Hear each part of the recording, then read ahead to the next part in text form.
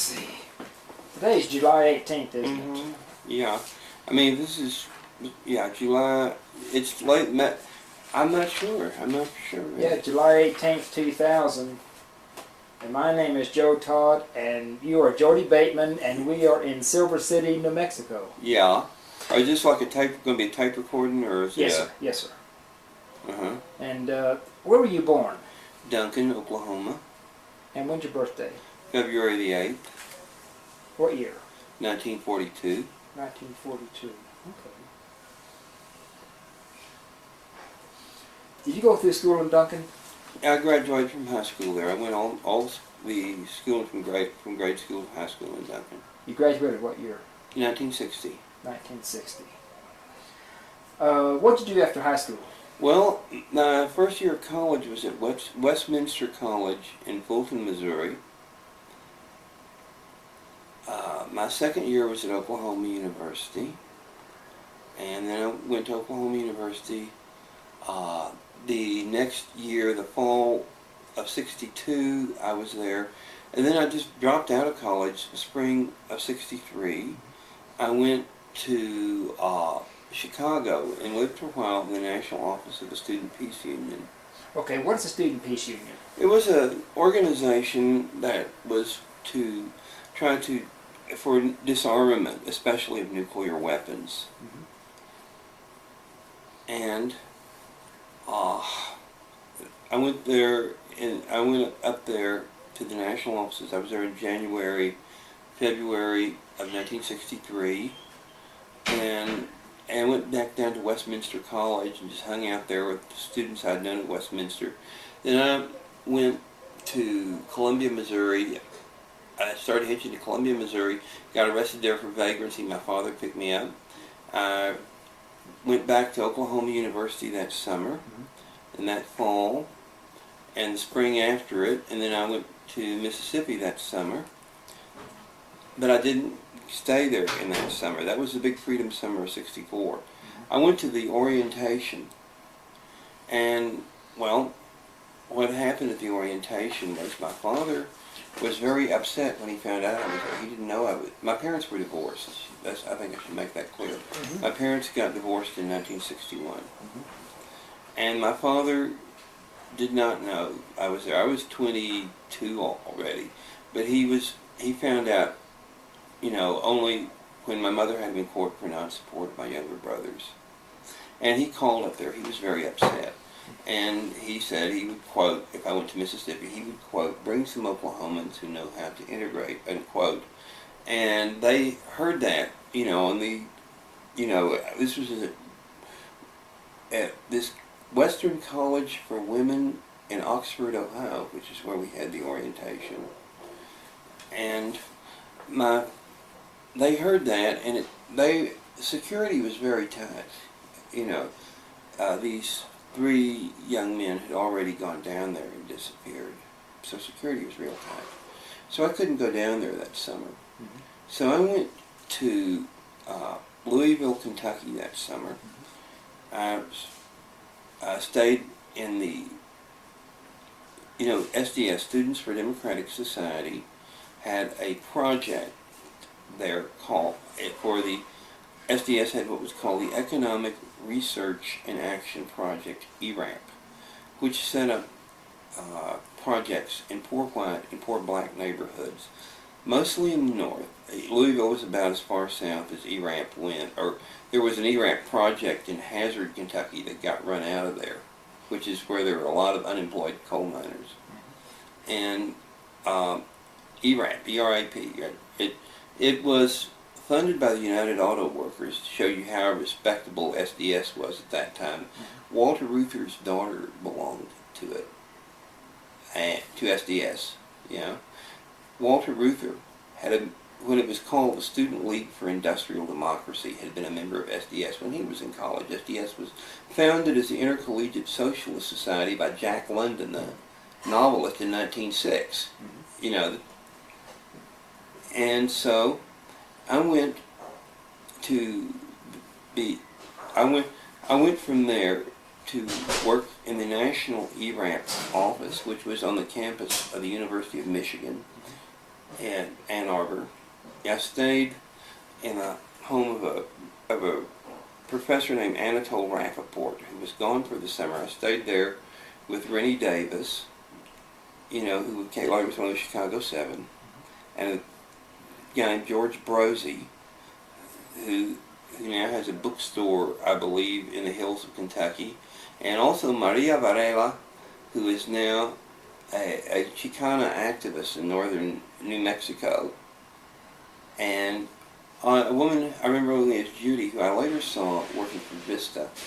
You see, ERAP was the model for Vista. This is how respectful SDS was in those days. That we were funded by the United Auto Workers, and ERAP, a lot of the ERAP people did go to work for Vista later on. Well, I stayed there with them, and in August of '64, I decided to go to New York, and I went to the office of SNCC, the Student Nonviolent Coordinating Committee. A lot of nights I lived on the subway between Union Square and Jamaica, and then I would also stay at the homes of friends who worked in the SNCC office. And then we were all going down for the Democratic Convention in Atlantic City. And we went down there to support the Mississippi Freedom Democratic Party, which had an alternate delegation. The Mississippi delegation of the Mississippi Democratic Party was entirely white. Our delegation was their delegation was 64 people, all white. Ours was 60 blacks, 4 whites. One of the whites we had was a former Klansman. His name was Bob Williams. I got to know him. He had been talked into the civil rights movement by friends of mine. Yeah. And we were all, so these New York SNCC people and a bunch of other people, and a bunch of the people who had been in Mississippi that summer when I didn't go, we were all out on the boardwalk in front of the big convention hall, trying to, there to demonstrate and to let our integrated delegation in. And they offered them 2 votes as observers. And that was all they were going to have. And the rest of the delegation could go sit in the balcony. And they removed their seats. Well, a number of the people, including Bob Moses of SNCC, who had helped organize the whole thing, all went and sat in that empty space, where they had removed the seats. And I met up with Stokely Carmichael there. And he was the director of the second congressional.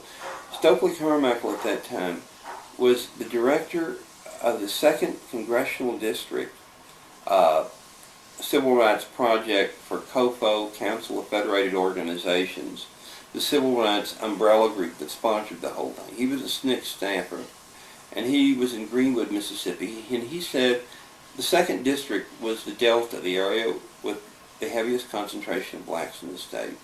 And he said I would be welcome to come to the Delta. So I hitched back to Mississippi. I had been in Mississippi before the beginning of the summer project. Before the orientation, I had been in Mississippi. I had been in Holly Springs at Rusk College, which was an all-black college owned by the Methodist Church. I had worked in the Freedom Libraries Project. We would sort out books. I was amazed. We threw away some of the children's series books people sent us because I was amazed to look through and see how many racist stereotypes there were that I'd taken for granted. We threw away a bunch of those. But we sorted out big boxes of books and put them in trucks and took them to little towns to set up what we call Freedom Libraries. And at each of the Civil Rights Project centers we were setting up in places like Indianola, I went down with truckloads to Indianola and Greenville and Mileston. But, all right, I came back, that was at the beginning of the summer, before we went to the orientation. I came back at the end of the summer to Holly Springs. And these 2 guys that had been with us at the beginning of the summer Brett Davis and Steve Sokoloff were there again, and they were going to go down to Clarksdale, and which was a large town much further down the Delta. So I went down with them to Clarksdale, and Clarksdale was going to be relatively expensive. The black family I stayed with charged $10 a week, the Grays, and Clarksdale was where the hometown of Dr. Aaron Henry, the head of the NAACP of the state, who owned a drugstore there. And so I was sitting outside the COFO office. COFO was, like I said, the umbrella organization. And these two young men came up, and they had come from Marks, which was a little town 17 miles east of Clarksdale. And they were going back up north, home. One going to Connecticut, was going to New York. One to New York was Dick Bourne, and one to Connecticut was Dave Bradshaw. They were going back in a few days, and they said Marks was a very rough place. This may sound crude, but I didn't want to spend $10 a week staying in a relatively quiet, middle-class black scene. I wanted to go see something of what might be a somewhat more dangerous place. So I went back with Bradshaw and Moore that night to a big civil rights mass meeting they were having at the Eudora Methodist Church in Marks. And I went home with them and with Reverend G.W. Ward and his wife, Sarah Ward. And then they left the next day, and I stayed for the next 2 or 3 months that fall with Reverend Ward and his wife, Mrs. Sarah Ward, And there were a number of people staying that fall. The thing, I found out later. I did research to do a book on the thing. Most of the book was there were 2 manuscripts of the book, and they were destroyed in the flood, and I had the first third of the book. It was preserved on computer by my literary agent. And I found out after that the black people of Marks had been told by the county attorney who was trying to prosecute a number of people for having basically they had allowed civil rights workers to stay in their homes, and they were coming up with trumped up reasons to prosecute them. And so the county attorney, Mr. Caldwell, told them that all the civil rights workers would be gone, there would be nobody there to help them. So simply me being there, and also a young black man, I was 22 and he was 19, I believe. His name was Alan Goodner. Among other things, he was a friend of Sammy Davis Jr. But Alan Goodner and myself being there were like a token that the civil rights movement was still interested in the people of Marks. Now, Marks is located where? It's the county seat of Quitman County. Mississippi? Mississippi. It's 17 miles east of Clarksdale. Okay. Between Clarksdale and Batesville. And it's a town of about 3,000 people. It was a little over half black men. Now the great majority of the people are black. Whites have moved out rather than live under a black rule, black officialdom.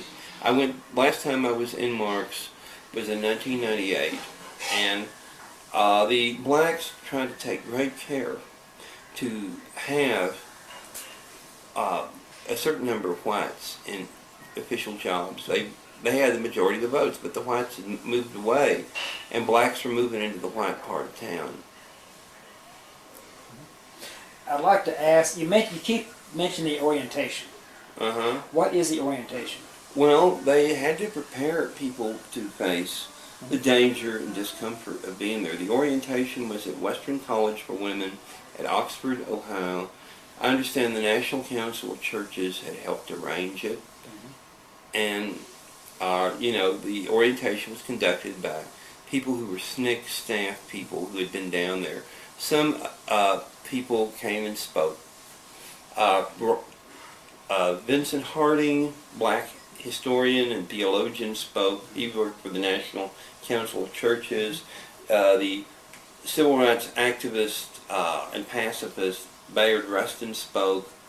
John Dora, the Justice Department, spoke. But, you know, the orientation was where they prepared these young people to go down and what they would be doing down there when they got And what would they tell you you'd be doing? Well, there were two groups. The one group was going to do the voter registration work. And also, well, they would try to get people to go down and register. Of course, there were, in those days, there was the literacy test. Every section of the Mississippi State Constitution, any section could be used. And there were 300 sections. Pardon me, just a moment. There were 360 sections. Okay, yes. And and also, you know, of course, most of them would not be, most of these people, these things were deliberately used to keep people from being able to register to vote. Most of these people would not be able to register, but we could get court cases. This was the idea, to have a black civil rights worker. Some of our volunteers were black from up north coming down. Mostly they were white, but there would be an observer there as an eyewitness to watch and make sure that the registrar did it according to Hoyle. And if the registrar did not, we could have notes for a federal case. And who was the observer? well, that's what the civil rights workers were there for. Okay. They would encourage people to go down. And if any harassment happened to these people, also they would notice that. But a federal case, even at that, that's what I mean. The civil rights worker was expected to act as an observer. They urged the people to go down. They stood there and watched how the registrar did the task. And then already, this is before the Voting Rights Act, but Panola County, which was the county immediately east of Whitman County, where I was slightly over half black, but only 12 blacks were registered to vote, and so there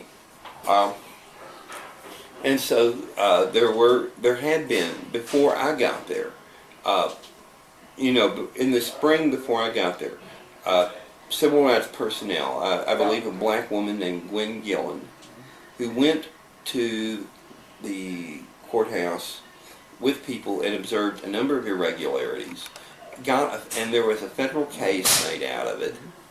And so Panola County had to register anyone who came without giving them the literacy test. Because, we could do this county by county then if we could prove, but there was no Voting Rights Act at this point. And that was what the voter registration people were supposed to do. Also perhaps help organize more of the Mississippi Freedom Democratic Party. Like our introductory thing was what we called a freedom registration form, which a person could fill out, and if we would have their name and address and all this, and if they were illiterate, we would help them fill it out.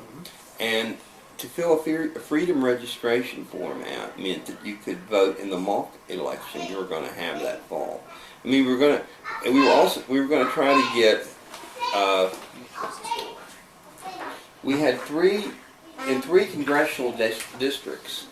There were 3 black candidates for Congress, and we wanted to get them as many signatures to get them on the ballot as possible, so they could be in the regular election.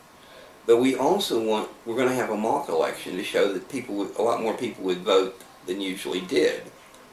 Blacks, more than we had done the fall before that. Aaron Henry, the drugstore owner in Clarksdale, ahead of the NAACP, there had been a mock election for him, and 80,000 people voted in it. Voted for Henry in the mock election, and so the ballots were set up in churches and schools, and not schools, of course not schools. That one you better cancel out. The schools were rigidly closed off to us. Churches, stores, living rooms. The ballots were set up in churches, stores, living rooms, and the ballot boxes were. And so we had this mock election. 3 districts. In our district, Fannie Lou Hamer, Mrs. Hamer had been beaten nearly to death for her work in the civil rights movement, and she had been a timekeeper on a plantation. she had polio, so she couldn't be after cotton stuff. But she was people's timekeeper, and then she had been beaten nearly to death for trying to get people to register to vote, you know, and Mrs. Victoria Gray. Mrs. Gray was a school teacher in Hattiesburg, and Mrs. Annie Devine. Annie Devine was a insurance saleswoman in Canton, Mississippi. Those are the 3 congressional districts where we had candidates, the Mississippi Freedom Democratic Party. And if any more could be done than that, so much the better. Well, I wanted to be in the freedom schools teaching black history. We never really got a proper freedom school set up in Marks. I had a few kids come by now and then, but I found myself getting out and knowing the people with the freedom registration forms. Not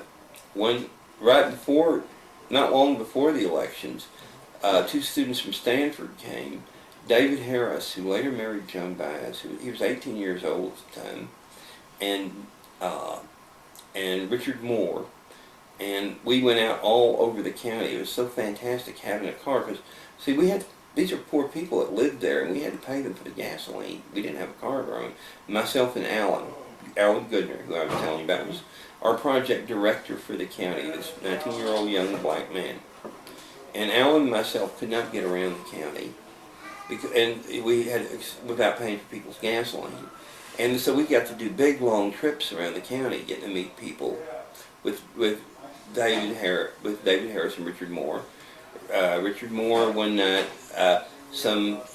he went to mail a letter to his girlfriend. These white boys told him they wanted to take a ride and pick up and tell him about civil rights. So they took him out in the country and held him down and kicked him all over and peed in his face. And then they brought him back into town. And,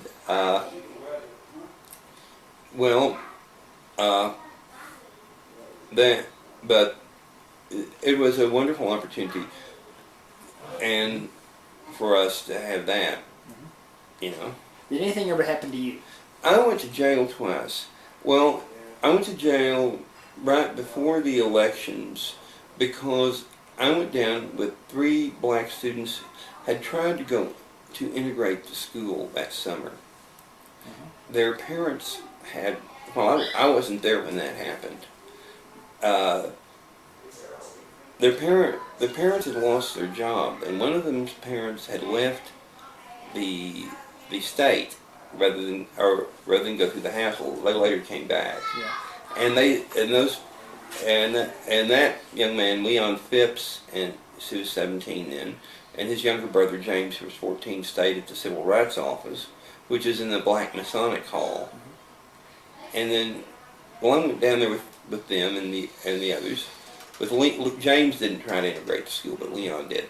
Well, I was trespassing on the high school grounds, so I went to jail for 8 days before my grandmother and the American Civil Liberties Union got me out. But gave the lawyer. We had the best lawyers in the country coming down doing volunteer work for us, but you know, they got money from my grandmother and from the Marin County, California Civil Liberties Union. Well, the next spring, another incident happened to me.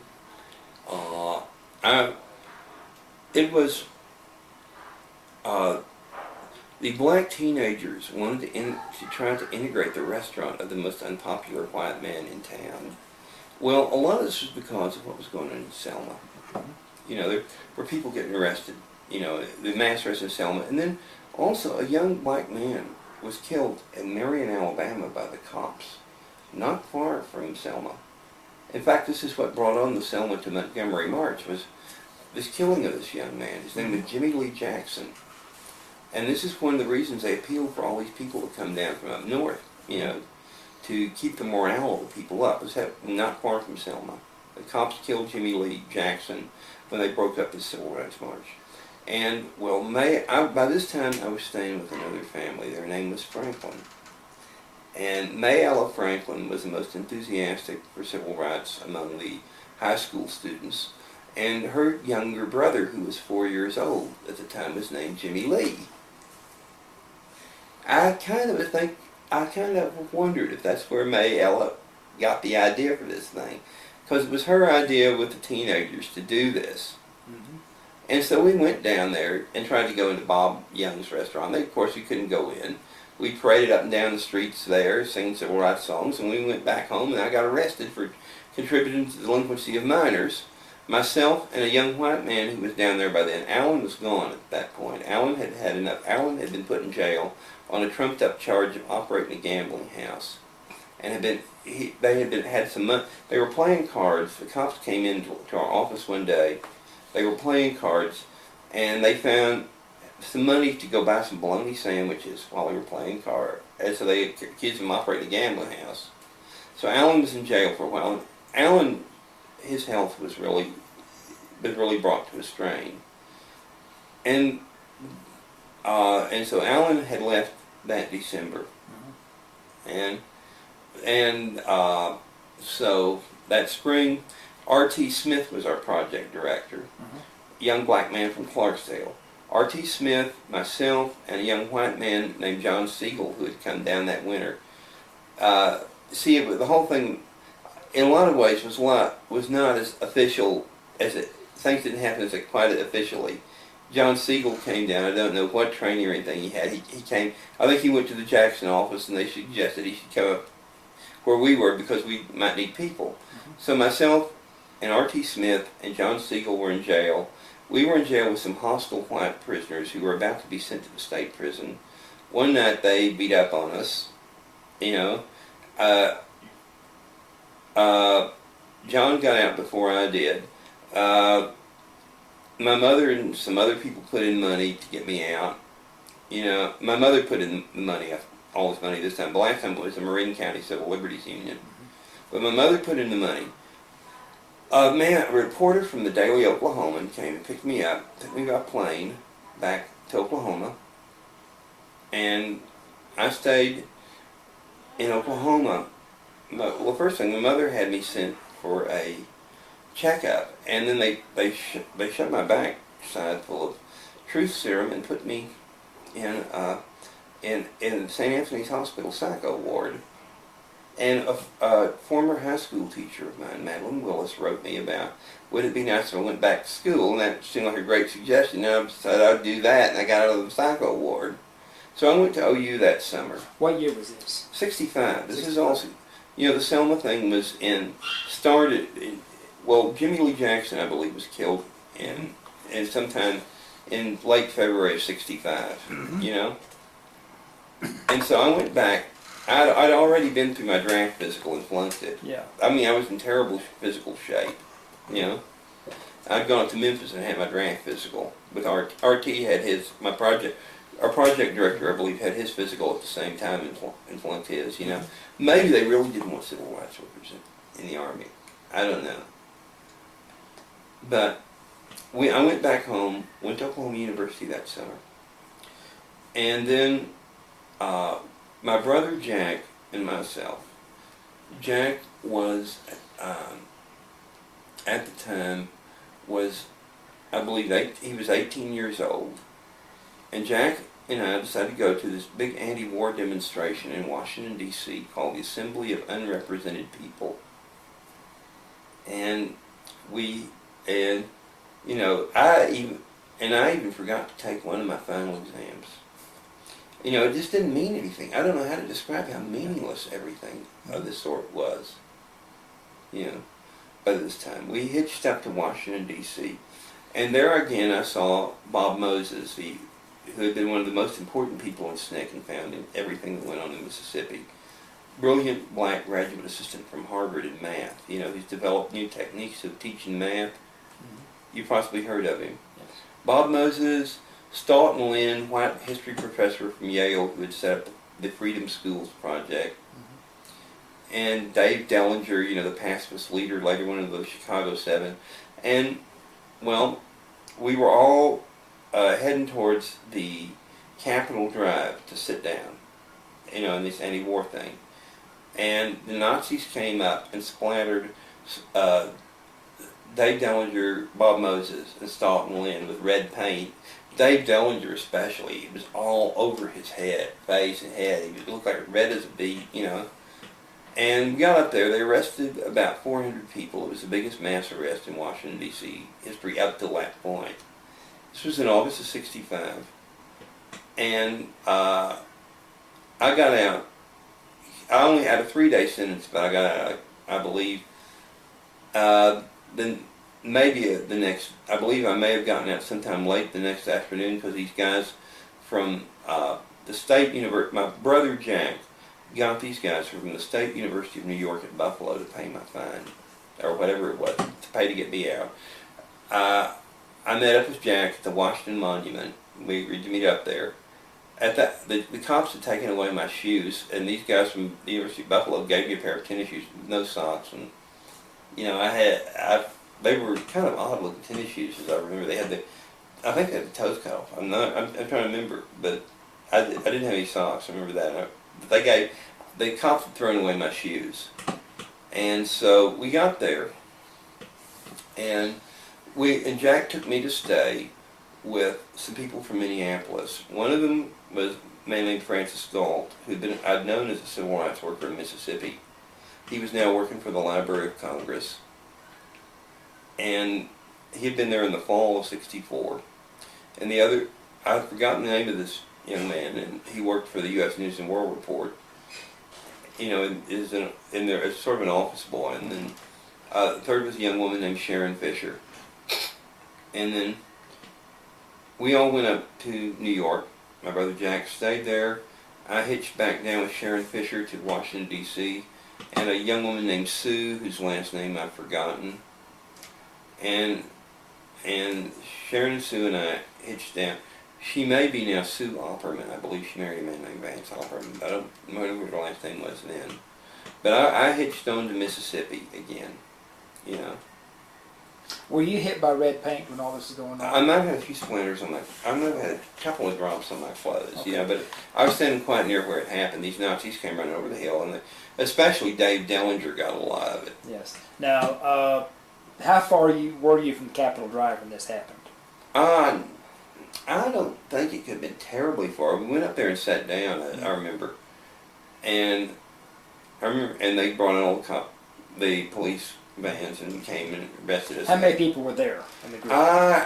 There must have been, over 400 were arrested. I don't know how many people simply walked away to keep from being arrested. I know that they pulled out some of my pubic hair, the cops did. The cops pulled out some of my pubic hair, kneed me in the ribs real hard. I was wondering for a while afterwards if one of my ribs had been cracked. And we got there. We were in I met up with a young black man, teenager, who was from Clarksdale, Mississippi, in the cell with me, who I'd met before. And there was outside the cell, there was this large pool of blood and sweat. And they were kicking this man back and forth across it who had not cooperated, who was going limp and all that. And the cops were kicking him back and forth. And inside the cell, there was a black singer named Lynn Chandler, who led us in song, you know. It was pretty hot, sweaty, and then they took us up to, this was sort of the drunk tank, I suppose. They took us up to regular cells. And I got out the next day because these guys from Buffalo who got me out. What about the other guys? When did they get out? Most of them got out in 3 days, but some stayed in for 4. The ones with there were 2 judges, the nice judge and the severe judge. The severe judge gave him 45 days. The people he had, you know. Some people took it all. Dave Dellinger spent his time, because he had been, Dave Dellinger, I was in the cell when we got upstairs with Dave Dellinger, but he was taken on to the district there's a district has this big jail at a place called Occoquan, and they took him to Occoquan, you know, and he stayed there longer than almost anybody, you know, I think. I'm not sure about the details of that, because he was more responsible for the thing. So you went back to Mississippi. I went back to Mississippi, and I went back to Marks, stayed again with the Franklin family, and was there that fall of '65, and then I went up to Minnesota to see these people I'd, you know, gotten to know, and then I went to the SDS National Office, worked there for a while, and somebody from there named Scott Pittman, who was from Austin, Texas, was going back to Austin and took me to Norman, and I went there and had my teeth worked on because I had gotten some really severe infection problems in my gums while I was in Mississippi. And so the Catholic Church paid for me to have, and I lived in an apartment building across from Newman Hall that was owned by the Catholic Church. And then I went back to Mississippi again. This would be now sometime around February of 1966. February or March, early March of 1966, I went back to Mississippi. Got to know Alexander Shimkin, who has since disappeared in Vietnam. He was a correspondent for Newsweek in Vietnam. He was obsessed with the war when I knew him and the utter injustice of the war. He was a very fun, courageous young man. His father was a colonel in military intelligence who had resigned from military intelligence because he said that the reports from the subordinates on Vietnam had become totally false because they wanted to they knew that the U.S. was going to go into Vietnam. Therefore, they at first, he said, made honest reports, the people who were doing military intelligence, that it wasn't a good idea. And then the situation was not one that the U.S. could win in. And then they changed the reports to optimistic reports once they understood the policy decision had been made. The U.S. was going to enter Vietnam. And Dr. Shimkin, by this time, I met him several years later after his son disappeared in Vietnam. I met Dr. Shimkin, and I stayed with him for a while. And he told me that the reports had become worthless, and that's why he quit. He resigned from the Pentagon. And he became a professor of anthropology at the University of Illinois. And his son Alec was there with me. Alec had been at Kilby State Prison in '65 in Alabama for a few days for what happened at Selma, because this is before the big marchers with all the priests and the nuns and the rabbis got there. Alec was one of the white civil rights workers there when the thing was there when there wasn't yet all the publicity. And then Alec had gone to Natchez, and then he had been to work in our project there in Natchez, and he had been taken from there when there was an arrest in Natchez to the state prison at Parchman, Mississippi, and where a guard knocked his front teeth out because they had him standing naked at attention at night. And this was in November. And all through the night, and Alec had been in ROTC and all that, ROTC, and he was pretty good at standing at attention. He had an Army father, but he said that he just started to fall out, and the guy knocked his front teeth out, and he had some false teeth by the time I knew him, 2 false teeth. And we stayed with this family I was telling you about, the Franklins, really remarkable people. We were getting their kids into the school, we're going to integrate the school. They did. Mr. Franklin was an incredibly determined person, and so his kids integrated the school. And we also helped try to set up a Head Start where the local mothers got to run it. This was one of the results. This was in '66. This is one of the big results of the civil rights movement in Mississippi, that the civil rights people, especially, there was a white man named Hunter Morey who worked with the civil rights movement who helped this, tried to set up local Head Start projects that were run by the mothers. The idea was to give as many black poverty mothers jobs as possible, to give their husbands jobs as janitors at these places. There was such severe unemployment because by now the cotton fields were almost completely mechanized. And a lot of these people couldn't just take off and go north at once or anything like that, the way people had been going up north. And so you think you can understand clearly what I'm saying in my voice? Yes. This is all going to be caught clearly. Yes. Well, so we went all over the county finding churches for we wanted to show. We ran a volunteer project. That is, these people in poverty put their money into it. To feed kids, to show that these mothers with so little formal education could run it. Because the other people who wanted it were the black teachers. Now, the black teachers, were very vulnerable people. Only some of them supported the civil rights movement secretly, but most of them could not openly, and some of them opposed the civil rights movement because it endangered their relatively privileged position. And the black teachers had, wanted these jobs for themselves in the summer. They were, by the standards, almost any place in the U.S., scandalously underpaid.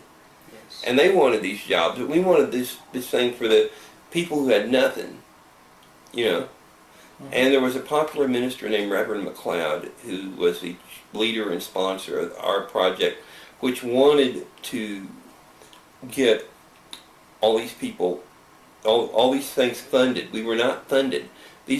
People were driving these kids to school on their almost non-existent budgets. They were feeding these kids what they could. The kids were really enjoying it. It was a very nice thing. And when the funding actually came, only a minority of the community mothers got the jobs.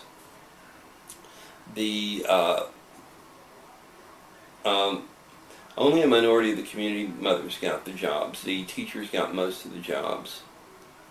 When the funding actually came. The thing was so deeply connected with the civil rights movement. It was seen as a place also for people who had lost their jobs in the civil rights movement. A lot of people have been fired, around the state to get jobs. It's really, the whole thing sounds rather transparent when I explain it, And so and by this time, everything that had been connected with SNCC, because of SNCC's opposition to the Vietnam War, it was no longer favored by the Johnson administration. And SNCC had come out against the war. And so everything that had direct or indirect connections with SNCC, there was more and more hostility to it. And so this was the civil rights, this was the SNCC, Head Start project. A number of counties did get fully funded, the ones who got in on it early. On the CDGM thing is what we called it, Child Development Group of Mississippi. And then there was the regular Head Start, which was run by the teachers, and which was sort of a dirty word to us, the regular Head Start. But what finally happened was the teachers got most of the jobs in our county, in the Quitman County, and then the mothers got a minority of the jobs. In that fall, I was involved with civil rights lawyers in the fall of '66 with more and more kids who were trying to integrate the schools and with incidents at the schools. Because the way it was worded, there was a so-called freedom of choice that as a black parent had to go say that they wanted to integrate the school. And these parents were incredibly vulnerable. Jobs were scarce. They might lose theirs. If they went, and there were just too many situations. Like Ho Franklin, who was, Ho Franklin, who I believe by that time was 10 years old, was one of the sons of the Franklin family that I lived with. And he went to school, some white kids jumped him and they stabbed him with a pencil under his eyes and he puffed up great big. And so I was there working with attorney Mel Leventhal to use this as part of a case to do away with freedom of choice. And there were a whole lot of reasons to do away with freedom of choice. And the fact that the black family across from us, Mrs. Common and her children, went to the city dump, which wasn't that far, to get their school books for the all-black school, because they were poor, and there were books left there for them to get, and the school didn't issue that enough books for all the kids. And so Miss Common's kids went there to get, books that had been dumped there. And we were doing all this to try to expose the whole school system. And within that winter, in November of 1966, I left Mississippi, although I returned several times since then. And I left because of the Vietnam War. I began to think all the various projects we were doing, the problem was Vietnam was soaking up the money that could have gone into funding adequately where all the mothers would get taken on the Head Start program. where all the, Alec was obsessed with Vietnam. He wanted to do something about Vietnam. Alec went to Vietnam as part of International Volunteer Services. You've heard of that by now. It's sort of a Peace Corps type thing.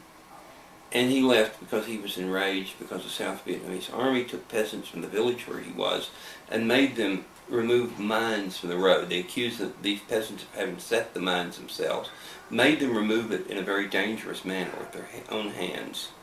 And Alec resigned from International Volunteer Services and became a correspondent for Newsweek, and uncovered some information about a huge bombing campaign of a thickly populated civilian area.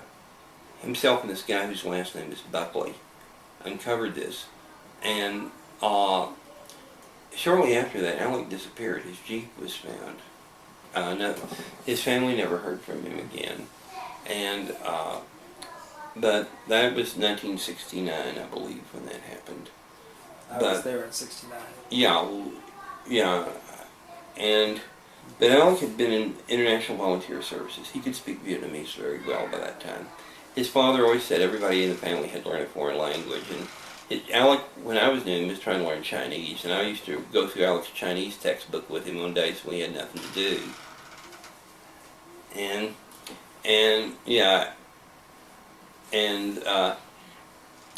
So that's what happened to Alec, and I went back. He was absolutely obsessed with Vietnam, and I thought I wanted to go back and take part, as I did in Students for Democratic Society (SDS) and the anti-war movement, because I thought that what the people of Mississippi could get, was being taken away by the war expenses of the war. Mm-hmm. That the war was going to also more and more young black men were being taken. Young men who were illiterate and couldn't be taken were sent into the Job Corps, and by being in the Job Corps and getting some literacy skills, this enabled them to be drafted. Yeah. And that kind of thing. All the great society's programs meant nothing to the poor people if they were all going to end up being sent off to Vietnam. And if the money for a lot of the things that benefited poor people was not going to benefit them. Mm-hmm. Why did you get involved in the civil rights movement? I'd always felt that the way black people were treated was wrong. I saw it from the time I was a child. That blacks couldn't eat at the restaurants or go to the movies. Was this in Duncan, Oklahoma? Yeah. They could go to the crummiest movie, the Folly, and they could sit in the balcony at the Ritz. And the Folly had the worst movies, and it was the shabbiest, place. And I think, but they couldn't. But I've seen restaurants where they could go in and get a package of food, And the woman and her husband who worked there were really nice people. People who owned that restaurant, but they called them niggers all the time, just as a matter of course. It wasn't like they were really, And, it was school integrated when I was in the 9th grade. And this woman, who was really a nice person, asked me, "Don't you mind going to school with them little niggers? Don't they stink?" And, but, like the cafe where I went, there was a cafe where I would eat a lot of times. It was one of the cafes where low-income people ate in Duncan, not far from the high school. And there was a table in the kitchen where blacks could eat, but and then everybody took this sort of for granted. My brother Jack and I had some friends, young teenage boys like ourselves, who were poor whites, and they were poor whites. They were terrifically hostile to blacks. And my youngest brother, Jim, was in the car with one of them. And this young man swerved the car to hit the car, like he was trying to hit the car of a black man, get real close and hit it. And Jim said, "Are you out of your mind? Did you know you could have gotten us killed doing that?" My brother Jim told him, Well, and we had this wonderful, my grandmother had a maid, wonderful, kind woman named Levada Jones, one of the just really greatest human beings I've ever known. Her husband was a black minister named E.J. Jones, who was prominent in his denomination, the black Pentecostal church called the Church of God in Christ. E.J. Jones was well known in his denomination. I met an old black retired minister you know, of that denomination in Marks, Mississippi. He knew Brother Jones, you know. He knew Brother Jones, Leveda's husband. I knew Brother Jones not as well as I knew Leveda. But Leveda was just always unfailingly good and kind to us, and I couldn't see the reason for hostility to those people, you know. My grandfather tried to be kind to black people. He had race prejudice because he was brought up. My grandfather's grandfather was a slave owner. My grandfather was trying to be kind to all black people he knew. But, you know, he certainly believed they should be subordinate and segregated in their place, you know, but he did not approve of the pettiness and meanness or cruelty that was put upon them. And he was a religious man. We were in the Disciples of Christ, you know, the Christian church. And the young ministers and the young people who were really active in the youth group were turning more and more against racism. And they showed us films against racism. They're in the Christian church, you know. They were trying to, especially church camp, they were trying to get us to recognize that racism was wrong, you know. What happened to the SDS? It split apart in the summer of '69. That there was an organization called Progressive Labor, which was a splinter from the Communist Party, which was the pro-Chinese splinters. You remember the Soviet Soviet-Chinese split, you know, and they became extremely hostile to one another and almost went to war with one another. Well, there was a pro-Chinese communist split from the Communist Party. It was mostly young people. I think 90% of them were under the age of 30. It was called Progressive Labor. Progressive Labor, a lot of its people joined SDS. And they became they had a definite set of political views. The rest of us had not formed ours. They were hard-working, dedicated people. They managed to take over several SDS chapters. And they managed to get votes favoring them. And they had turned against the idea of black nationalism, which they had originally supported, which meant that they strongly opposed the Black Panther Party at the time when SDS was trying to make an alliance with the Black Panther Party. Now, strictly speaking, the Black Panther Party was not a black nationalist group, although to move in the circles it moved in, among the black youth it moved in, it had to adopt a great deal of the vocabulary of black nationalism. The Black Panthers actually said that they wanted blacks to be allowed some sort of referendum where nationalism would be one of the where a separate black state would be one of the options, but they weren't for it. It was not they didn't stress that part of it, incidentally. And the fact they tried to be Marxists, and they tried to say that class ultimately was a more important issue than race, but they were working in when they really brought that up, it really puzzled some of the militant black youth they were working with. And so they had to use a lot of the vocabulary, the rhetoric, the posturing of black nationalism. And Progressive Labor turned against black nationalism and wanted the Panthers to completely renounce black nationalism, which would, in the milieu that the Panthers moved in, be completely suicidal, you know, to them. But it was a very, you said it was a good organization when it started. The UAW sponsored it. It was a respectable organization. I think it was always a good organization. It had a lot of faults. Yeah. But, you know, SDS, because of the war. See, this is the thing. In '65, when SDS called the first major national demonstration against the war, Progressive Labor, had called a demonstration the year before in '64, when only 146 Americans so far had been killed in Vietnam. Progressive Labor held a demonstration on May 2nd, 1964.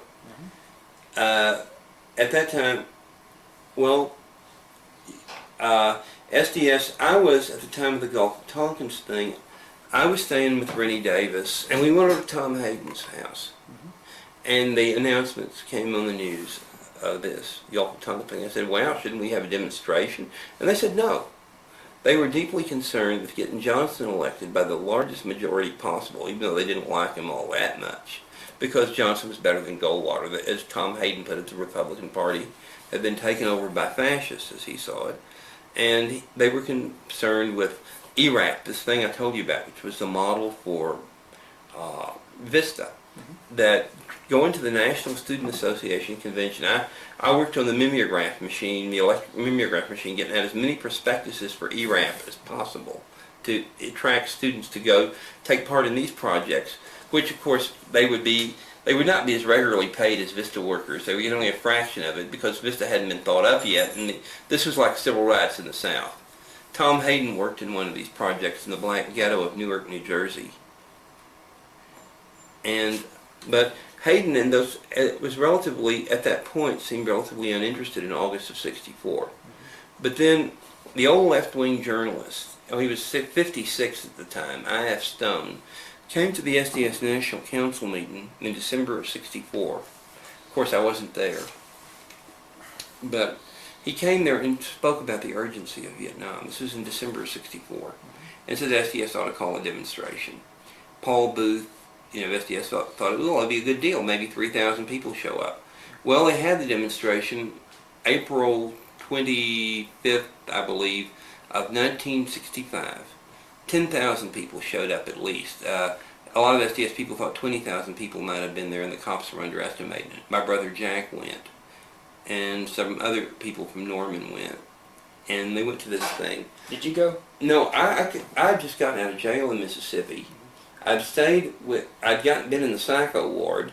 I'd just gotten out of the psycho ward, and I'd stayed with my mother when I got out, and then I hitched back up to Norman, and I stayed in the apartment that Jack stayed in while he was gone to this thing. And, well, one of the things you have to remember is that this was Lyndon Johnson. This was the most liberal administration in American history. All the major liberals were for the war. And therefore it was, SDS, which had been supposedly going to be a training ground for a place for future liberal leadership. And if I've ever met anybody I could tell was being groomed for future leadership, it was Tom Hayden. People who are being groomed to be the future leaders of liberalism, turned against the war, and they got completely cut off.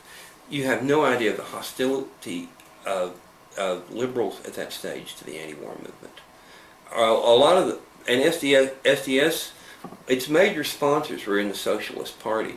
Now, the Socialist Party, a lot of people in the labor union leadership, like Walter Reuther, were in the Socialist Party, which they supported the Liberal Democrats. But the Socialist Party was, as far as foreign policy was concerned, probably more anti-communist, more for a strong Cold War policy than a lot of Republicans. A lot of these old Socialist Party, like we got a big lecture from SDS got a big lecture from Michael Harrington, who was from the League for Industrial Democracy, which was supposedly SDS sponsored, which was a whole group of Socialist Party people. And Harrington was by that time one of Johnson's advisors in the poverty program. And Harrington said, you understand, a lot of the League for Industrial Democracy people were old labor union people who had worked in the New York garment workers unions, the various garment workers unions in New York City in the 20s. There was a fight for control of the unions between Socialist Party and the Communist Party, and that fight was conducted to an extent with guns and clubs. And all these old Socialist Party types were very angry that SDS had not put a specific disclaimer on the call for the march that said that communists couldn't come. And they said that these old people do not kid around about those things. Harrington at the time himself was only in his 30s. I'd met him once in Mississippi. I never saw him again after that. This was one of the things. As Paul Potter, who at the time was the national president of SDS, said in his speech at the demonstration in Washington, D.C., the war in Vietnam is a horrible cutting edge because it cut off a lot of young people from liberalism. Liberalism has never recovered in this country. All of us went very far to the left. Tom Hayden tried to make it back. He still kept his connections open. Like he tried to get him with Bobby Kennedy, back in with Bobby Kennedy. He was one of the hangers-on of Bobby Kennedy, and then Bobby Kennedy was murdered. Well, I was in SDS, which meant I was around people who loathed Bobby Kennedy. A lot of the or there was the big anti-war coalitions, like the Student Mobilization Committee, which was run largely by the Socialist Workers' Party, the Trotskyists, who were very anxious to make sure that none of the anti-war movement sponsored Bobby Kennedy. You know, because, I mean, they had worked so hard to create this movement, they didn't want it all running to him, you know. You know, the only left-wing organization in the United States that I know of that supported Bobby Kennedy was the Communist Party. I'm certain the Soviet Union was just praying to get Bobby Kennedy in as president. You know, and the Communist Party, as far as I know, was the only organization that supported it. And they wanted, for that reason, there was a really nasty fight in the various mobilization committees at the beginning when they first set up the mobilization committee in the fall of '65. There was a very nasty fight. But the Communist Party did not want immediate withdrawal from Vietnam as a precondition that the various groups in the mobilization should, you know, they said just general disengagement from Vietnam. The Socialist Workers' Party and its youth group, the Young Socialist Alliance, which my brother joined for a couple of years, stood up very strongly. My brother was in maybe 3 years, 68, 67, 68, and most of 69. About half of 67, all 68, most of 69. And the Socialist Workers' Party, which was a split from the Communist Party, it was the Trotskyist split. They were for immediate withdrawal, you know, no ifs, ands, or buts, and that any organization that was part of the mobilization had to say they were for immediate withdrawal. And see, the reason that the Communist Party itself, of course, was for immediate withdrawal. But the reason they couldn't say they were for immediate withdrawal was because they didn't want, the reason they couldn't put that as part of the mobilization platform was because Bobby Kennedy couldn't stand on that yet. The idea was to come up with something that Bobby Kennedy could be comfortable with, you know. And Bobby Kennedy was still not yet decided to run for president in '65, but everybody, it was like this whisper every place that Bobby Kennedy was going to run someday. Like when Martin Luther King appeared at the United Nations Plaza to address his big anti-war rally in the spring of '67, Martin Luther King had gone over what he was going to say very carefully with one of the Bobby Kennedy people. And he said repeatedly in his peroration, he said, "Stop the bombing." He did not say withdraw troops, because Bobby Kennedy was not yet ready to run on withdraw troops. But you know, but the Bobby Kennedy campaign, the Gene McCarthy campaign, and then the Bobby Kennedy campaign were the chances for a lot of young people to get back into regular politics and make their careers. And then Bobby Kennedy, first Gene McCarthy proved, obviously he was not going to go very far. Yeah. Then, I mean, at OU, the time poll of who to be president, he got the majority at OU, the spring of '68.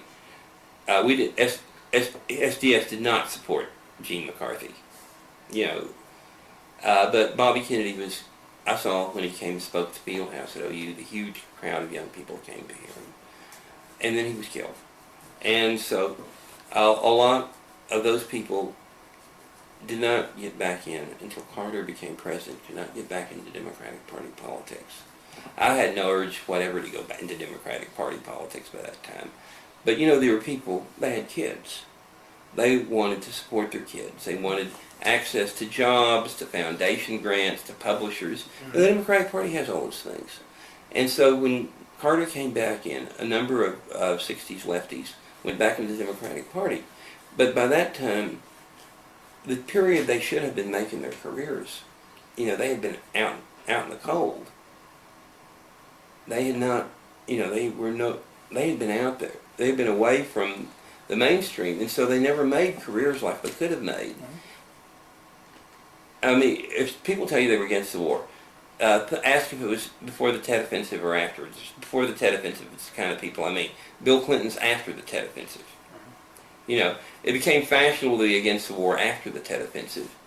And after the Tet Offensive, a whole bunch of, after Nixon became president, it became fashionable to be against the war in the Democratic Party. A whole bunch of politicians who had been for the war when Johnson was president were against it when Nixon was president.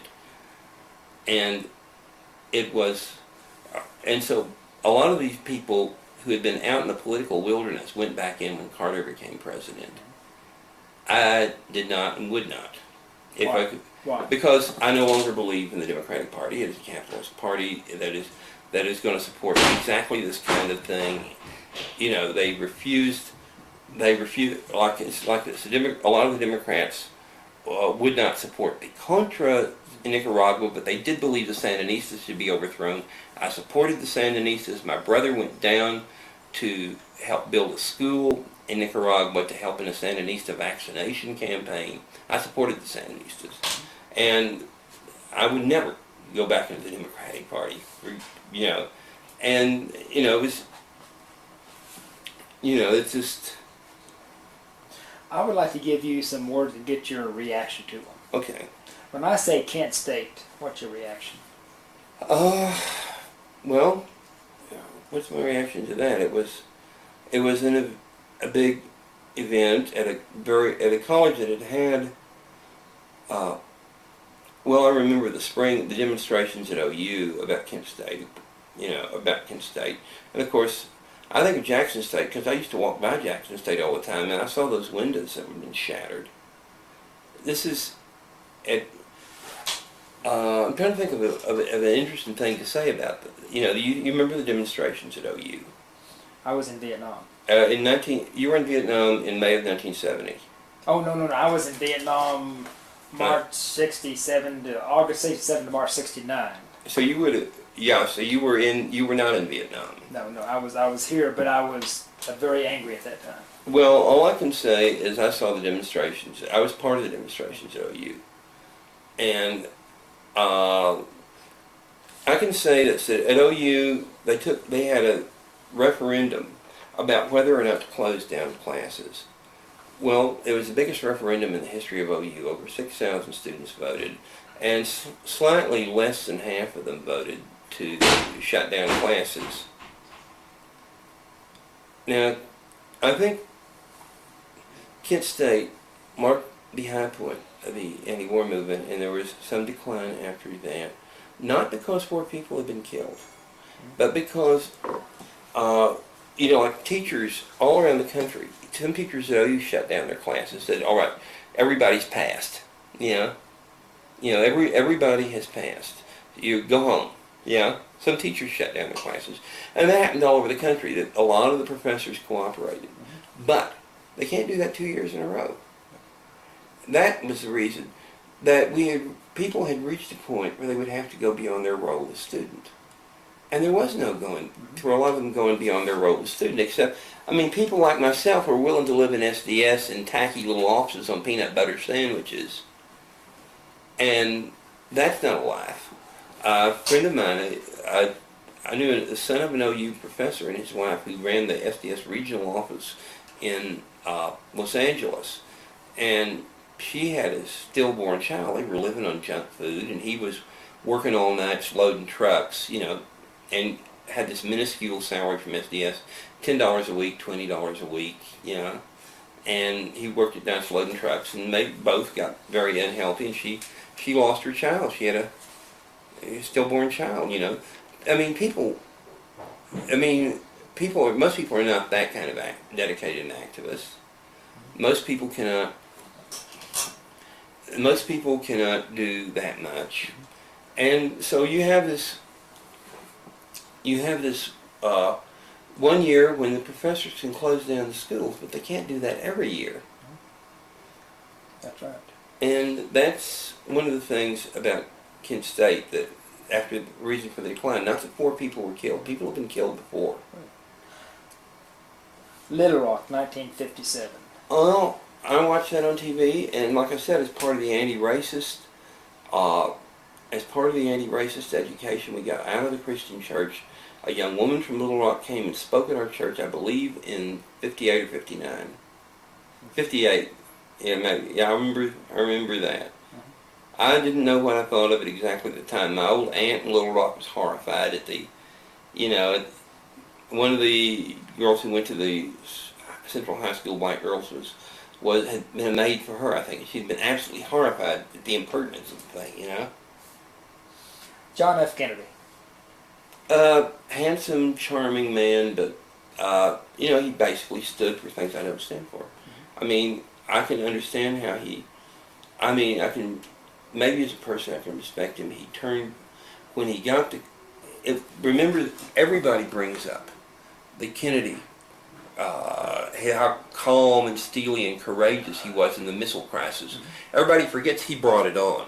He was the one who was preparing another invasion of Cuba that was supposed to take place in October of '62. In October of '62, he was the one that had prepared an invasion of Cuba that was supposed to take place in October of '62.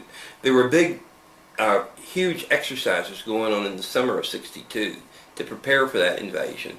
And Kennedy was supposed to be so, and so I don't see it from Kennedy. So what if he was steely, calm? He brought it on. He made it happen because he wanted to get rid of the revolution in Cuba. And then after Kennedy, he began to turn away from his policy of trying to overthrow Castro at all costs. He began to turn away from the Cold War. Well, and I noticed he allied himself more and more with the civil rights movement. The more and more he turned away because he had avoided the civil rights movement. He had been upset. He'd been uncomfortable with it before that because he wanted to get along. The really strong Cold Warriors are racist.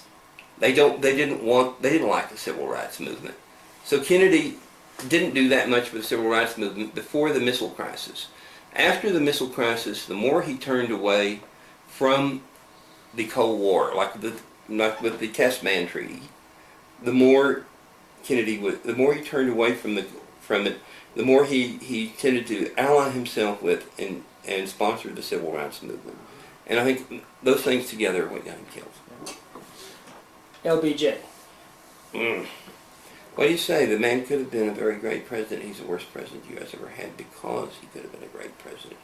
The man wanted to do a lot. He wanted to complete Franklin Roosevelt's New Deal, but he was so obsessed with Vietnam, he destroyed everything that he wanted to do by Vietnam. And everybody now talks about he wasted money in the Great Society by throwing money at problems, you know? Well, there never was enough money. Michael Harrington, the Socialist Party guy who refused to come out against the war, Michael Harrington admitted that the Great Society never had the money that had been originally proposed for it, you know? He could have been a great man, and he was the worst president the U.S. has ever had. Richard Nixon. Brilliant man who wanted to clamp down and repress and stop all these things that had developed. It's almost like he wanted to continue the war simply to stop the anti-war movement, because the anti-war movement to him represented insubordination. I think by that time he was a smart enough man to size up the South Vietnamese government and see what they were like. I don't think he really cared. More than that, it was more important to him to stop the anti-war movement than whether or not Vietnam was winnable. Yeah. Chicago 7. Well, of them I knew personally. Tom Hayden, Rennie Davis, and Dave Dellinger. I have met Jerry Rubin and Abby Hoffman, but I didn't know them. I was a friend of their lawyers, William Kunstler, although we didn't get to meet one another very often. We were friends. He was a lawyer for friends of mine in Mississippi. And they pulled off a very what I thought was a courageous demonstration in Chicago that against a convention that I've been reading all the details about lately, but was just incredibly rigged. You got to remember that winning a primary in '68 did not mean that you won. That you had the delegates. The delegates were chosen by the state Democratic Party machinery, and LBJ had been hoping to use this against Bobby Kennedy, except Bobby Kennedy had enough charisma and money and connections, he might have won over those delegates if he'd lived. But McCarthy, he was out of the question. And so the minority of committed anti-war delegates who came there were in a rigged convention. So of course, what went on outside in some of it is more important than what went on inside. I was in Vietnam when that happened. I missed all that. I went down to the Oleo Strut, which was a coffee house at Colleen, Texas, just outside of Fort Hood, and it was run by my friend Tom. Oh hell! You know, it was a Vietnam vet. You know, it was all these guys in there were just back from Vietnam, and that the 40 black Tom Cleaver, remarkable man, Tom Cleaver, who had been in Vietnam in '64 and '65. But we had all these GIs just back from Vietnam. Well, 40 black GIs refused to go take riot training to be sent to Chicago for the convention the night I got there. That there was a big report about that and what was going to happen now and all that. But you've heard of the coffee houses that this guy Fred Gardner put up the money for. Well, Josh Gould, who had never been in the Army, started the Oleo strut in Colleen, and he was put in jail. Jay Lockhart, his girlfriend, I was there, and she ran the thing a lot. And Tom Cleaver, who had been in Vietnam, and also I think Tom Cleaver had also been a civil rights worker in Mississippi, was there. And that was at the time of the Chicago Convention. And like I said, 40 black GIs had refused to take part in riot training to be sent to Chicago the night I got there. Black Panthers. I never agreed with them, but I mean I think they were important for the legal precedents they set for other people. That if they were repressed, other people could be repressed just as badly. I think SDS should have been trying to, instead of looking for a black group that was going to be the vanguard. You know anything about the concept of the vanguard, the leadership group, the Leninist Party, which the Panthers wanted to be, the group to lead the revolution. And SDS wanted to ally itself with what was supposedly the leaders of the revolution. The leadership of SDS did. Well, I did not know any people in the Black Panther Party at the time, or had only met and not talked to them very much. And I did not think, I thought that SDS should get out to know ordinary black people like the Franklins, the family I lived with. Mm-hmm. And should get to work more with ordinary blacks every place. But the idea of the elite vanguard running the revolution I didn't think was a good idea. I disagreed with Panthers on a number of issues, but I did think it was very important to stop the totally unjust campaign against them that the government was staging, which involved, in my opinion, out-and-out murder. The government, when they killed Fred Hampton, when they arranged to have people from the Black Cultural Nationalist group, US, the group Ron Karenga had killed Al Prentice Carter, the Black Panther college student who was about to be elected leader of the Black Student Association at UCLA in Los Angeles, and the US people killed him, and this was done with the connivance of the Los Angeles police. And it was part of a general coordinated government campaign. Well, I think all that was very unfair. It doesn't matter that I disagreed with the Black Panthers. Stokely Carmichael. He was my friend. Describe him. Vigorous, temperamental. He had a number of white friends. He, in the end, did not want whites in the movement. He wanted to be he had been very white-oriented black person in the beginning. Black girls, he was from Trinidad, and he'd gone to a school he'd gone to an overwhelmingly white high school that was for Bronx High School of Science, which was for the brightest and best of students in the New York City area. He was a genius. And Stokely had been very white-oriented, and he was very defensive about that. But when he broke with John Lewis and got, in '66, John Lewis had been the head of SNCC. Well, John Lewis had pulled a rather unfair one on him. I hate to say it because John Lewis is a good man. He's congressman from Georgia now. Stokely had done all this work to organize this Lowndes County Freedom Organization, an independent black political party in Lowndes County, Alabama. And then John Lewis went on the radio right before in May 15th, 1966, right before the elections, and asked people to vote for the regular Democrats and not for the Lowndes County Freedom Organization. Well, I know Stokely enough to know it would have made Stokely go out just ballistic. Oh, yeah. And Stokely did John, at the convention, SNCC's convention that summer, John Lewis won again to be executive head of SNCC. But Stokely and a lot of people left. And Stokely got everybody up after midnight again and ran another election. It was sort of a coup that deposed John Lewis and made himself head of SNCC. And Stokely was the one who was telling that there shouldn't be any white civil rights workers. And yet, this is so strange.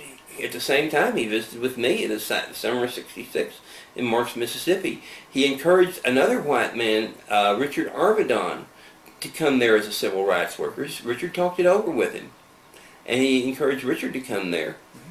I mean, I think Stokely, he was an incredible orator. If you ever heard him speak, but he wasn't instantly the one who followed up the words Black Power. That was Willie Ricks was hollering that, and Stokely took it up on the march, the march where Meredith got shot down, the March Against Fear. And I went on some of the March Against Fear.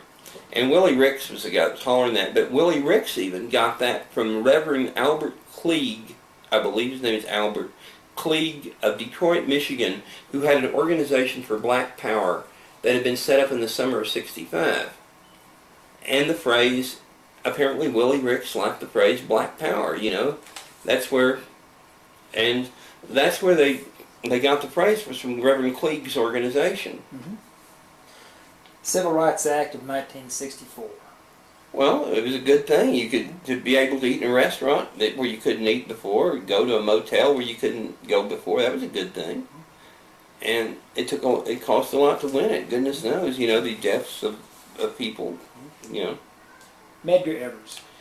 I did not know. That happened before I was in Mississippi. That happened in the summer of '63. That happened the night after John Kennedy announced that there was going to be a Civil Rights Act, which couldn't be passed until '64. Medgar Evers was killed that night. The 3 civil rights workers that were killed. Did you know them? No, I was at a party that they were at, at the orientation, and they went off. Everybody left early. See, I was with the Freedom School people, and the voter registration people all left early. In fact, they left even earlier than the other. They left even earlier than the other voter registration people. I was there to see the other voter registration people off later that day, but they left around daybreak. I didn't know them, but it was a few days later at our orientation that this thin young woman, very, very pale, came up to the microphone at our big auditorium where we were having the orientations. We were having the orientations there, and this very thin, pale woman said her name was Rita Schwerner, and her husband and a black man named James Chaney and a young white man named Andrew Goodman had all disappeared.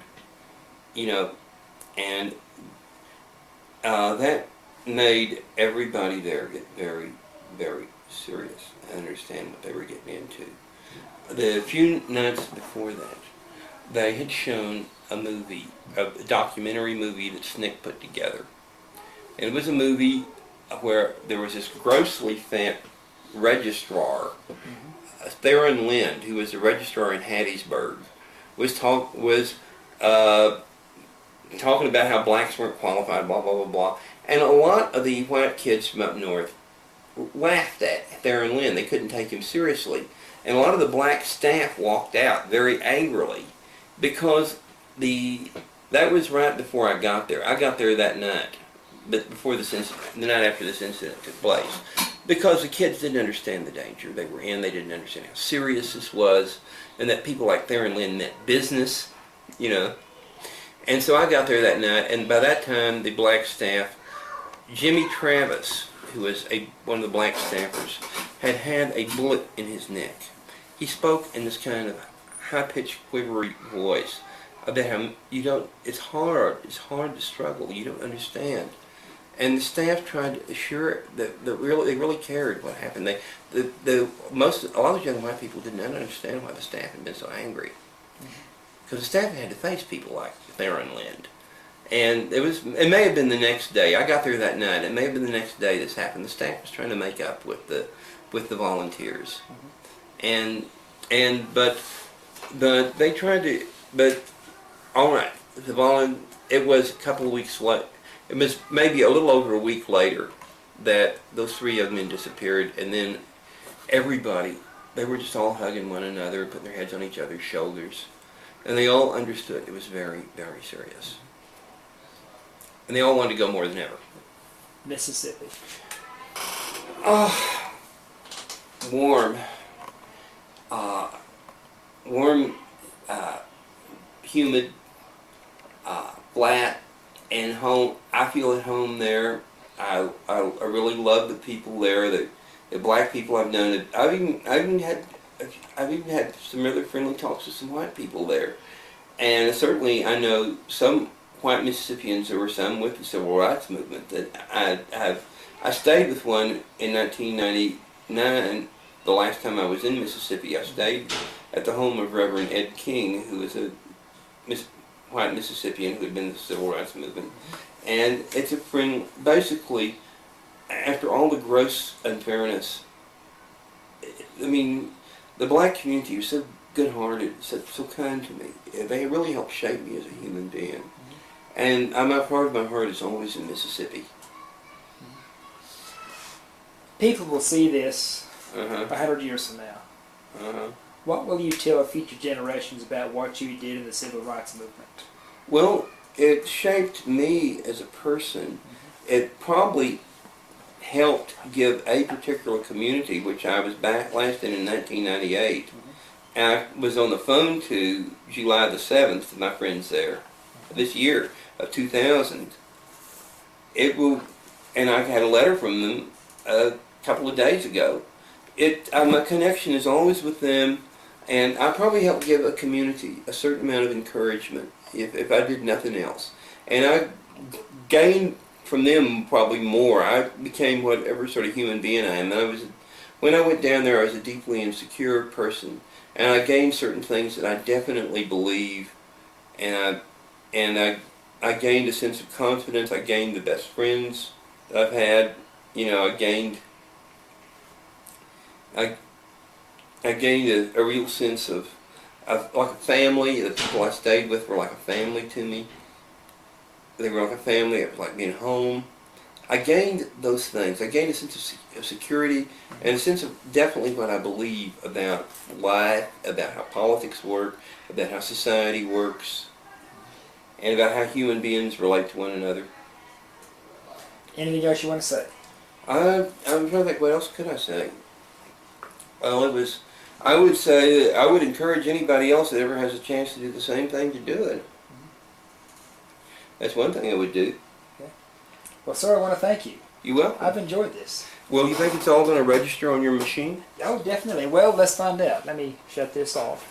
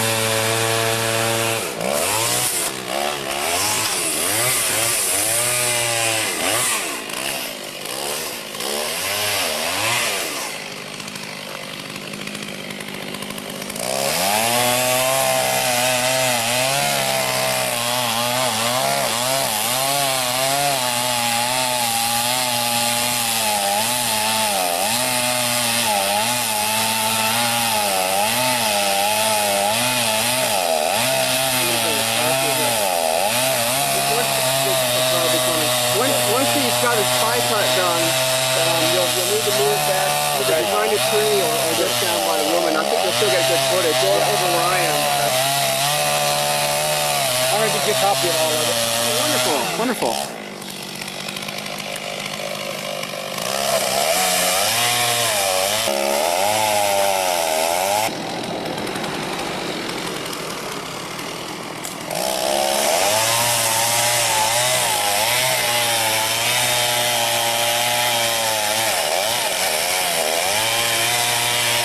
I was in Force for 2 years. Were you? There's open state. You got a good understanding. This is a tough one. You know, it's just unpredictable with all this cracking. That's right. Yeah. And Raul with the chainsaws, he's one of our best. Yeah.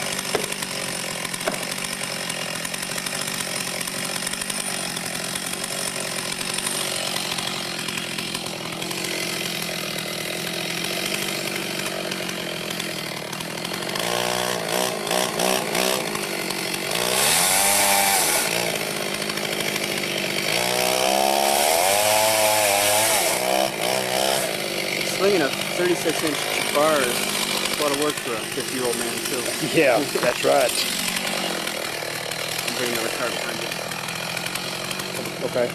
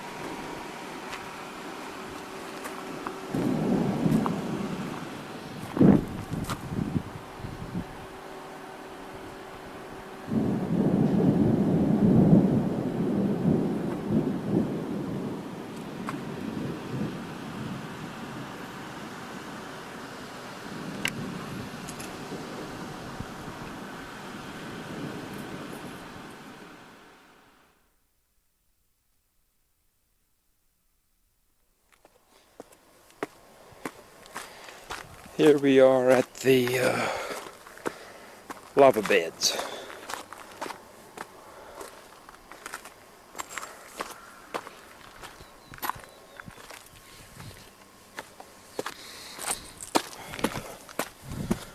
Oh, have good legs to get home.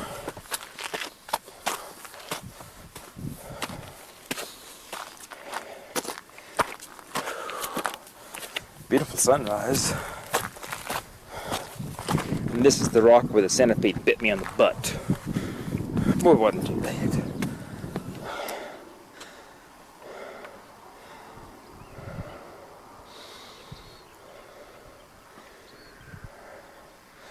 These are the lava beds.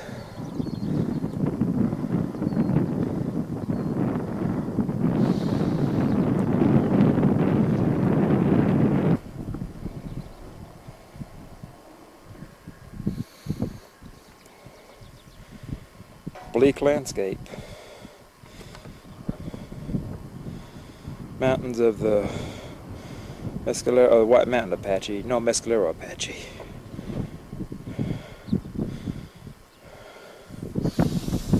And then oh, I'm out of breath.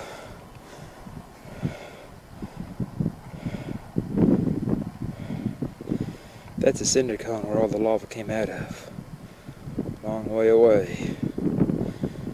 Be a massive amount of lava to cover all this. And there's a campsite. Tent's already torn down.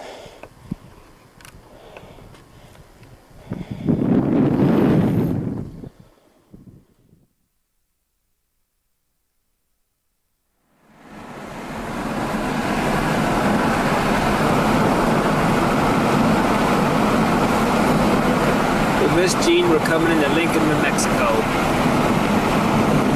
What mountain are these?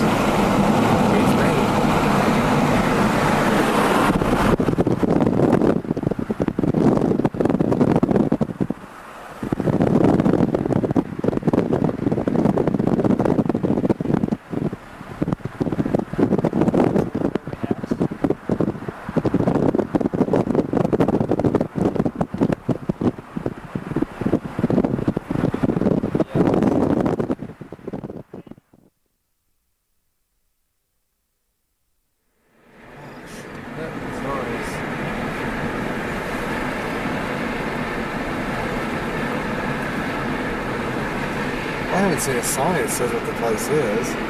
You want to look at the sign?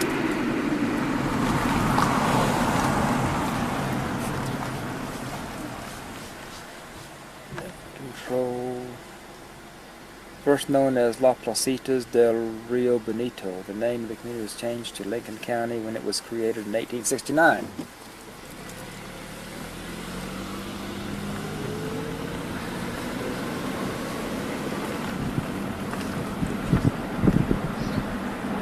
Old Lincoln County Courthouse closed.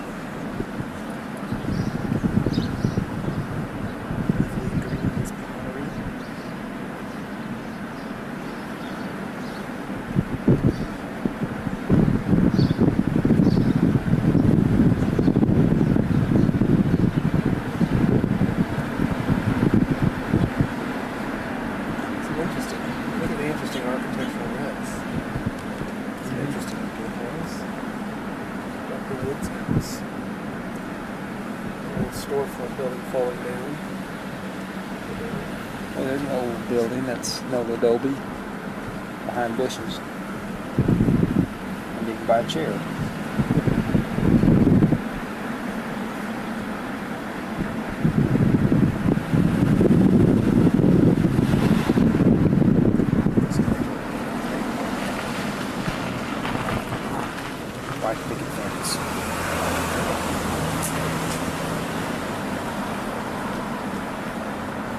Look at the round Sure. thing. Can we go through the town the other direction? You want to turn around? Yeah. But I couldn't speed stuff on the other side.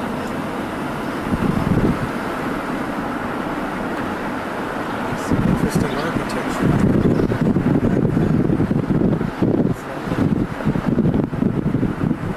Yeah, this is a round thing.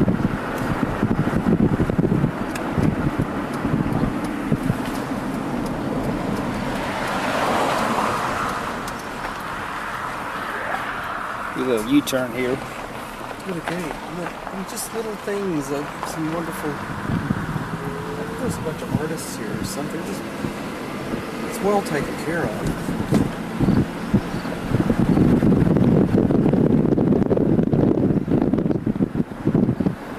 It's the end of the Lincoln County War.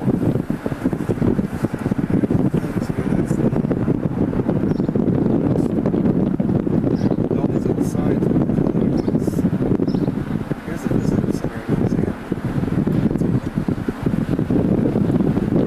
There's a division of the Hubbard Museum. This is the Early on, one of Lincoln earliest structures built in the 1850s. Stick walls protected Spanish Americans against the Apaches. In Lincoln County War, Murphy sharpshooters were here stationed in 1937. Chavez County Historical Society undertook restoration. So it was used in the Lincoln County War, so I guess they did have the. La Iglesia de San Juan Bautista. I should. Well, you're not filming, are you? Yes, I know.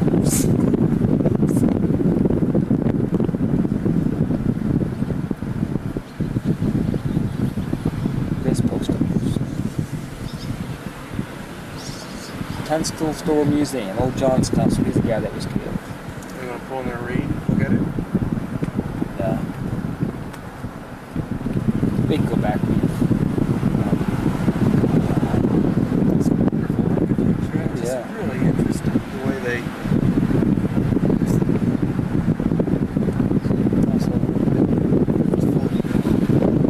This house I find really interesting. Yeah.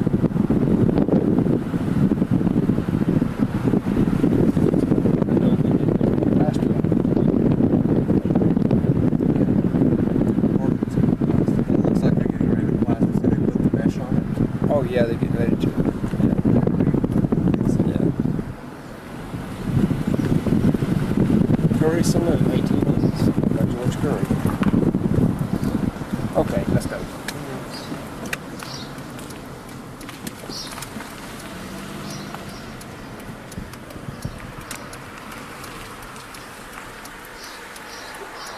Murphy Dolan Store, built 1874, is a place of business and residence of L.G. Murphy, a dominant factor in the area in the 1870s and headquarters of the Murphy factory during Lincoln County War. Huh. Okay. No!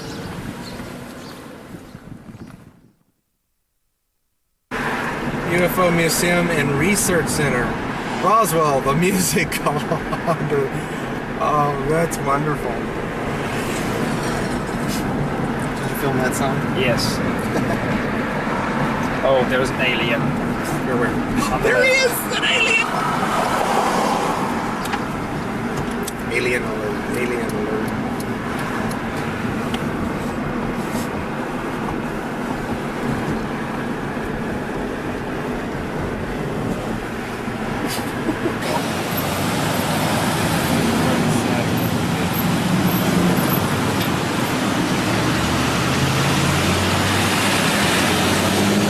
That would be cute to go see.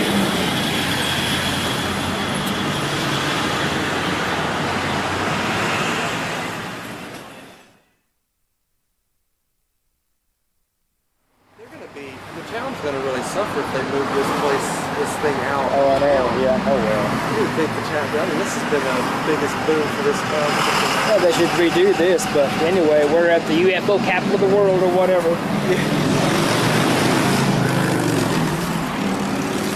And look how every little business plays on it. Even this place. Oh, I know. So, Yeah. And